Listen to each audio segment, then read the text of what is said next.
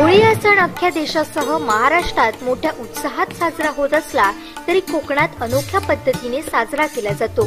अनोख्या रीतिरिवाजामुळे कोकणातील होळी उत्सवाची एक विशेष ओळख निर्माण झाली। सावंतवाडी तालुक्यातील सांगेली गावातील होळीचा सण हा आपल्या विशिष्टपूर्ण पद्धतीने साजरा केला जातो। श्रीदेव गिरिजानाथ असे मूळ नाव असलेल्या देवाचा होळीचा सण गिरोबा या नावाने ओळखला जातो।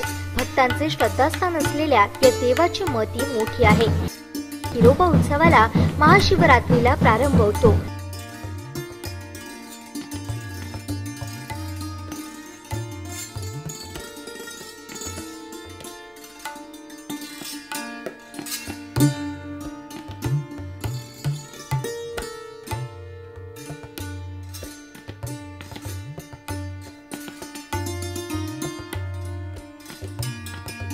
हा लेकरू तुझे नाव कीर्ती ऐकून भेटीसाठी गेला केळी अमृता फळीला मांदे पडली याची कलेणार शंकर ज्या रे तिच्या बरोबर कुठे कामाला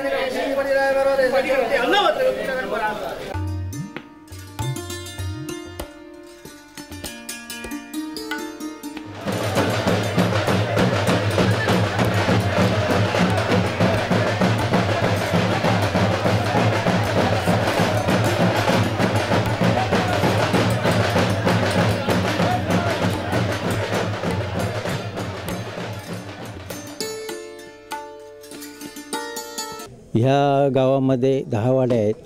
त्याच्यापैकी 5 वाड्या ह्या गावामध्ये आहेत आणि 5 वाड्या ह्या सांगेली गावापासून 2-4 किलोमीटरच्या अंतरावर आहेत।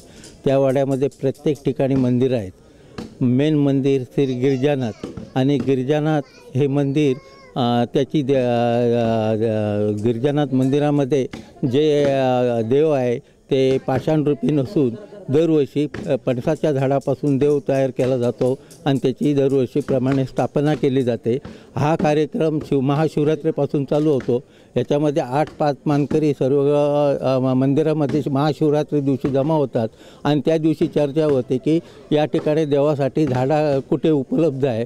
त्यामुळे उत्सुक असणारे प्रत्येकजण आमच्याकडे आहेत हे सांगतात।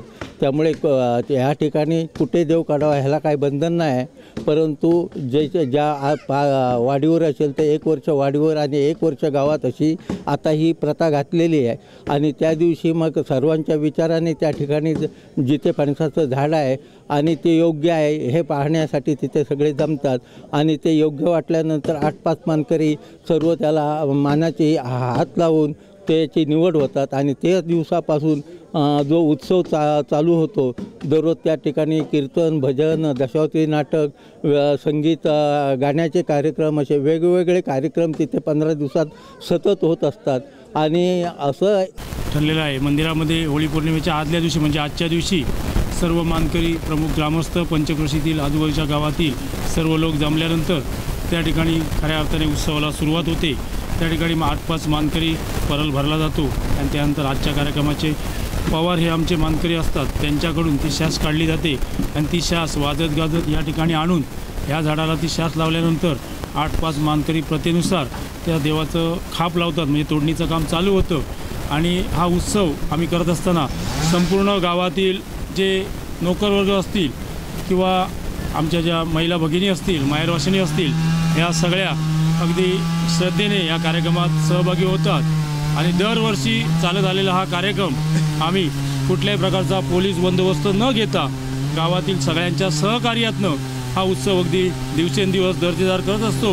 हा शिगमा म्हटलं की हा होळीपासून चालू होतो, तर आमचा हा होळी उत्सव महाशिवरात्रीपासून चालू होतो आणि आमच्या गावातील होळी हे होळी पौर्णिमेच्या आदल्या दिवशी ही स्थापना होते आणि संपूर्ण मानकरी किंवा ग्रामस्थ आम्ही एकोप्याने चालणारा असा आमचा हा सांगेली गाव।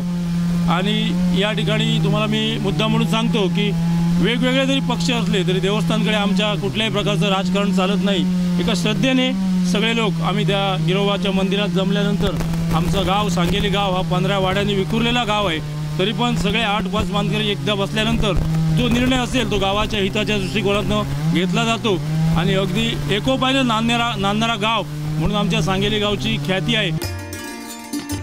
सायंकाळी देवस्थानचे सर्व मानकरी व ग्रामस्थ सवाद्य निशाण काठीची मिरवणूक काढतात आणि शेष लावून गिरोबासाठी फणसाचे झाड तोडले जाते।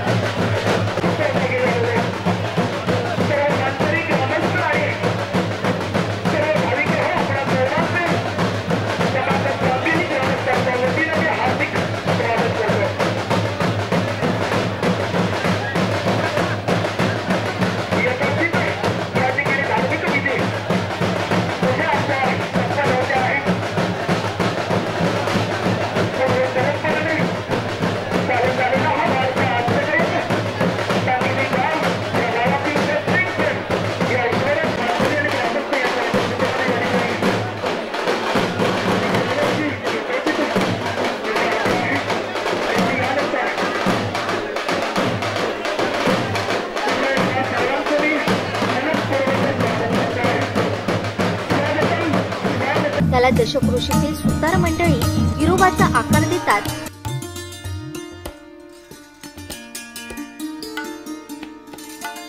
रात्री उशिरापर्यंत हा सोहळा पाहण्यासाठी भाविकांची मोठी गर्दी असते। मग या नवीन गिरोबाला मंदिरापर्यंत सवाद्य आणले जाते। श्रीदेव गिरिजनात देवाच्या गाभाऱ्यात जुना गिरोबा काढून नवीन गिरोबा पूजेला लावला जातो। या आगळ्या वेगळ्या व वैशिष्ट्यपूर्ण अशा गिरोबा उत्सवाला देव नवीन करणे असेही म्हणतात। अशी ही परंपरा आजही अखंडपणे सुरू आहे।